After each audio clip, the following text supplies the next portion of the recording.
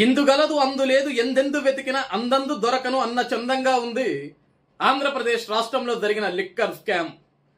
2019 నుంచి 2024 వరకు వైఎస్ జగన్మోహన్ రెడ్డి ముఖ్యమంత్రిగా పనిచేసిన సమయంలో ఆంధ్రప్రదేశ్ రాష్ట్రంలో ఎంత పెద్ద మొత్తంలో లిక్కర్ స్కామ్ జరిగిందో ప్రతిరోజు మనకి ఒక సంచలనమైన న్యూస్ తోటి ప్రతిరోజు కూడా ప్రజల ముందుకు వస్తుంది. ప్రతిరోజు కూడా విషయం బయటకు పడుతుంది. సిట్ అధికారులు చేపడుతున్న విచారణలో రోజుకొక సంచలనమైన విషయం బయటకు వస్తుంది. ఈ ఫోటోల్లో కనబడుతున్న వ్యక్తి వెంకటేష్ నాయుడు, చెవిరెడ్డి భాస్కర్ రెడ్డి అనుచరుడు, ప్రధాన అనుచరుడు అనుకోండి. ఎందుకంటే చెవిరెడ్డి భాస్కర్ రెడ్డితో పాటు ఇతను కూడా అరెస్ట్ అయ్యాడు. A34 గా ఉన్నాడు లిక్కర్ స్కామ్ లో. ఈయన లిక్కర్ స్కామ్ చేసినప్పుడు ఒక వీడియో తీసుకున్నాడు.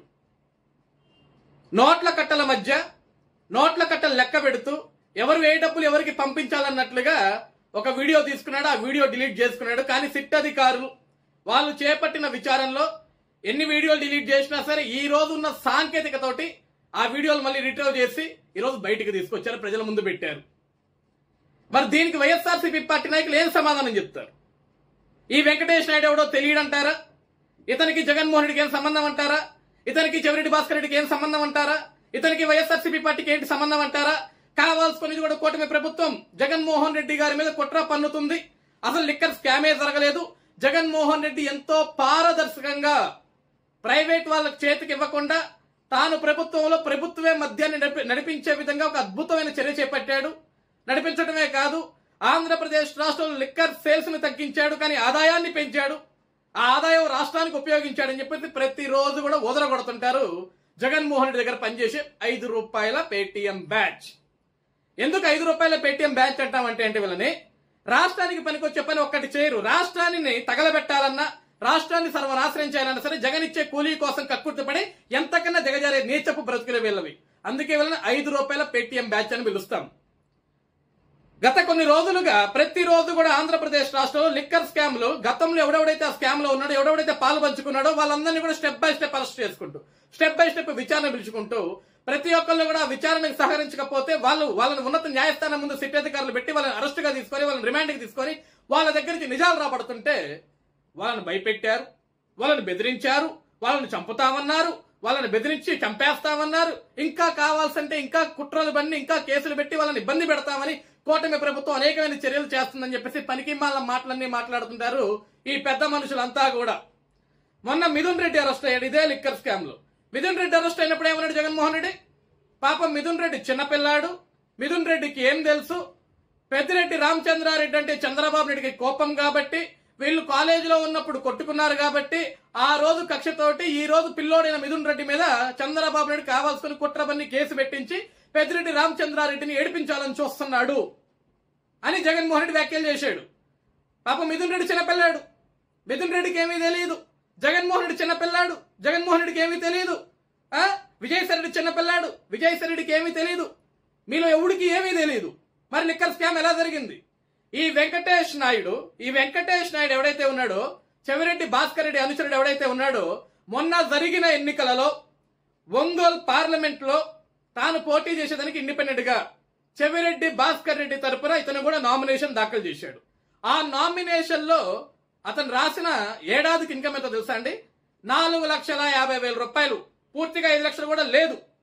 కానీ వెంకటేష్ నాయుడు గారు ఎంత పెద్ద మనిషి అంటే ఏడాదికి ₹5 లక్షల ఇన్కమ్ కూడా లేని మనిషి స్పెషల్ ఫ్లైట్లలో లండన్ వెళ్తాడు, స్పెషల్ ఫ్లైట్లలో తిరుగుతాడు. ఇతనికి ఆత్మీయ మిత్రుడైన కేటీఆర్ పుట్టినరోజు సందర్భంగా, కేటీఆర్ అంటే తెలంగాణ అండి, కల్వకుంట్ల తారక రామారావు, కల్వకుంట్ల చంద్రశేఖరరావు కొడుకు, తెలంగాణ మాజీ మంత్రి. ఈ కేటీఆర్ కి ద హిందూ పేపర్ లో ఒక పెద్ద ఆర్టికల్ వేశాడు. ఆ ఆర్టికల్ ఖర్చు ₹5 లక్షల. ₹5 లక్షల. వీడికి ఏడాదికి ₹5 లక్షల ఇన్కమ్ లేదు. కానీ కేటీఆర్ కి ₹5 లక్షల డబ్బులతోటి ఒక యాడ్ వేస్తాడు పేపర్ లో సపరేట్ గా. ఇడొక్కడే, ఎవరి పేర్లు ఎవరి ఫోటోలు ఉండవండి, ఇడొక్కడే ఉంటుంది. కానీ వీడికి ఎన్నికల అఫిడవిట్లో ఏం చూపించాడండి? ₹5 లక్షల ఇన్కమ్ కూడా నాకు లేదు అన్నాడు. చెవిరెడ్డి భాస్కర్ రెడ్డిని ఏదైతే ఈ లిక్కర్ కేసులు అరెస్ట్ చేస్తే దొంగ ఏడుపులు ఏడ్చాడు. నాకేం సంబంధం, నేను దేవుడి మీద ప్రమాణం చేశాను, నా పిల్లల మీద ప్రమాణం చేశాను, నేను అసలు మద్యం జోలికి వెళ్ళను, మద్యం వ్యాపారాలే చేయనని చెప్పేసి నేను మా ఇంట్లో మా నాన్నగారికి కూడా చెప్పానని టైప్లో చెప్పాడు. మరేంటి ఇవన్నీ? మద్యం వ్యాపారం నువ్వు చేయలా, నీతో పాటు ఉన్న వాళ్ళందరూ కలిసి చేశారా? నీకేం తెలియదా? నువ్వు గుడ్డోడివా? కలగనపడవా నీకు?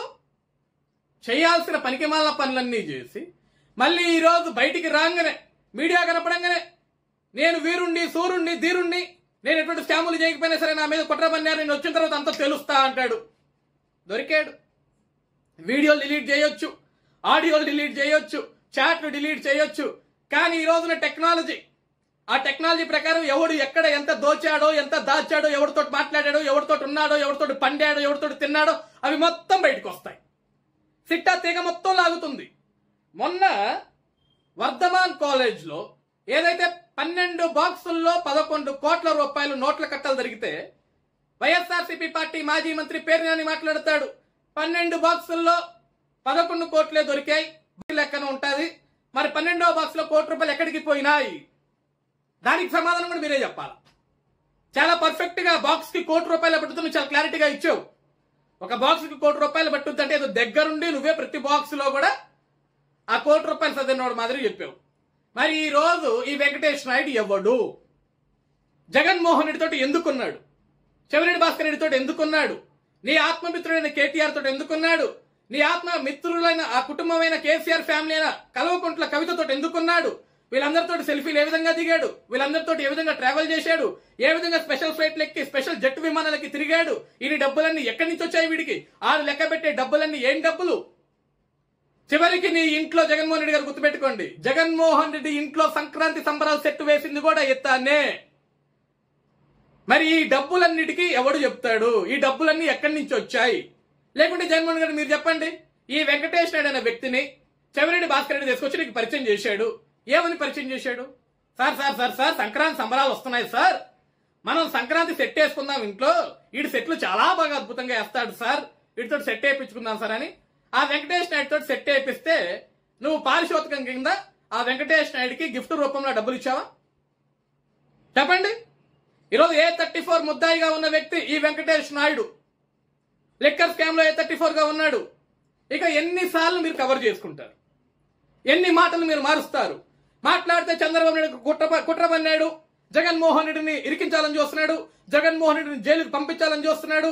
వైఎస్ఆర్సీపీ పార్టీ నాయకులు రెచ్చగొట్టకండి, మేము కట్టలు తెంచుకుంటాం, పరుగులు పెడతాం, దూకుతాం, లాగుతాం అన్నారు. దూకండి, కట్ట కట్టుకుని గంగానదిలో దూకండి. అందరూ గంగానదిలో కాదు, ఒక మీరు తయారు చేసిన మద్యం ఉంటది కదా దాంట్లో దూకి సావండి, దరిద్రం పోద్ది.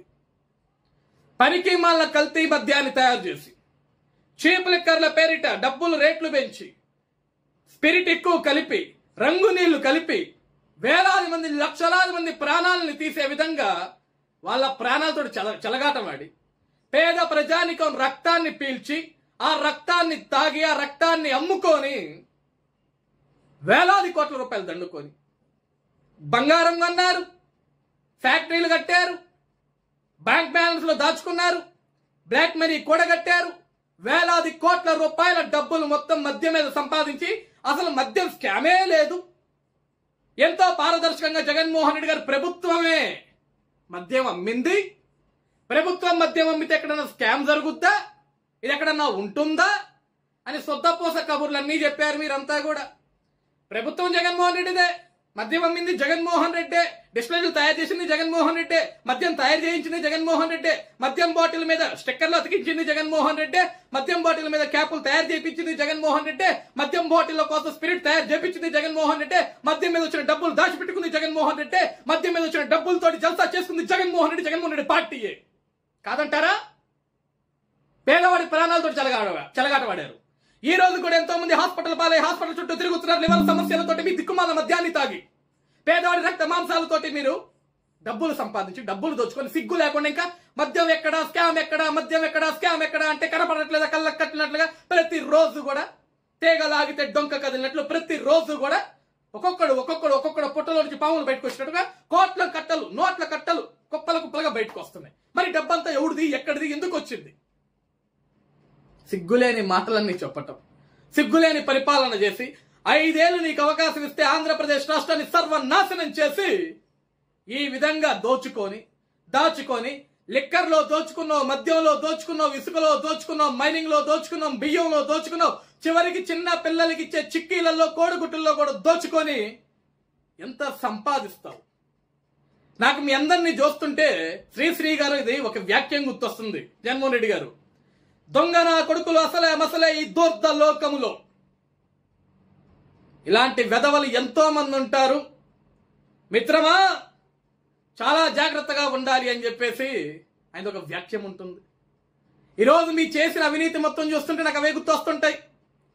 చేసేవన్నీ పనికిమాల లఫూట్ పనులు, పనికిమాల పంచాయతీలు, చిల్లర పనులు, చెత్త పనులు, చేసే ఎదవ పనులన్నీ చేసి మళ్ళీ శుద్ధపూస కబుర్లు చెప్పుకుంటూ ప్రతిపక్ష నాయకుడైన జగన్ని చూస్తే చంద్రబాబు భయపడుతున్నాడు, నన్ను చూసి భయపడుతున్నాడు. నీ బతుక్కి ప్రతిపక్ష స్థానమే లేదు, మనం ఒక ప్రతిపక్ష నాయకుడు నిన్ను చూసి భయపడాలా? మళ్ళీ చంద్రబాబు గారిని నెలలో దోకాలా, బాయిలో దోకాలంటున్నావు. నువ్వు పోయి సెప్టిక్ ట్యాంక్ లో దూకు, దరిద్రం పోద్ది. నువ్వు చేసిన ఈ పెంట పనులకి బురదలో పెంట తినాల్సింది. ఇవి కాదు నువ్వు చేయాల్సింది. పేదవాడి రక్త మాంసాలు తింటం కాదు, వాడి రక్తాన్ని తాగటం కాదు, నీ మద్యం రూపంలో. ఎన్ని వేల కోట్లు దోచుకుంటావు జగన్, ఎన్ని లక్షల కోట్ల రూపాయలు దాచిపెట్టుకుంటావు జగన్. పోతూ పోతూ ఇవన్నీ వేసుకొని పోతావంటే 6 అడుగులు నేలలో వస్తావు. నువ్వైనా నేనైనా ఎవరైనా సరే 6 అడుగులు మట్టిలోకి సావటమే తప్ప వేలాది కోట్ల రూపాయలు, లక్షలాది కోట్ల రూపాయలు నెత్తిన పెట్టుకొని ఊరేగుతారా? మీ స్కాములు తగలట. 5 ఏళ్ల అవకాశం ఇస్తేనే ఆంధ్రప్రదేశ్ రాష్ట్రాన్ని అడుగు తినే స్థాయికి పంపించేసి 20 ఏళ్ళు ఎనికి పంపించేసి రాష్ట్రానికి ఎటువంటి ఆదాయం లేకుండా, రాష్ట్రానికి ఎటువంటి అభివృద్ధి చేయకుండా, నిన్ను నీ పార్టీని అభివృద్ధి పరుచుకునేదానికి, నీ నాయకులందరికీ దోచిపెట్టడానికి, దాచిపెట్టడానికి, కడుపులు పగిలిపోయేలాగా తినిపించి అన్నం తినిపించావారంటే అన్నం ప్లేస్ లో నోట్ల కట్టలు తినిపించారు. నోట్ల కట్టలు తిన్నారు, కట్టలు దాచిపెట్టుకున్నారు. తీగలాగితే కట్టలు బయటకు వస్తున్నాయి. ఇప్పటికీ కూడా ఇంకా బుకాయిస్తారు, మాది కాదు. మరి ఎవడివి? ఇవేవి నీవు కాదు, మరి డబ్బులన్నీ ఎవడివి? ఎక్కడి నుంచి వస్తున్నాయి? వీళ్ళందరూ మీతోటి కలిసి స్నేహం చేశారు, మీతోటి కలిసి తిరిగారు కదా. ఈ వెంకటేష్ నాయుడు ఫోటోలు చూస్తుంటే అర్థం కావట్లేదా?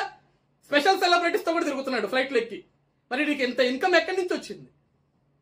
ఇది జగన్మోహన్ రెడ్డే చెప్పాలి, జగన్మోహన్ రెడ్డి తాలూకా పార్టీలోని వ్యక్తులే చెప్పాలి.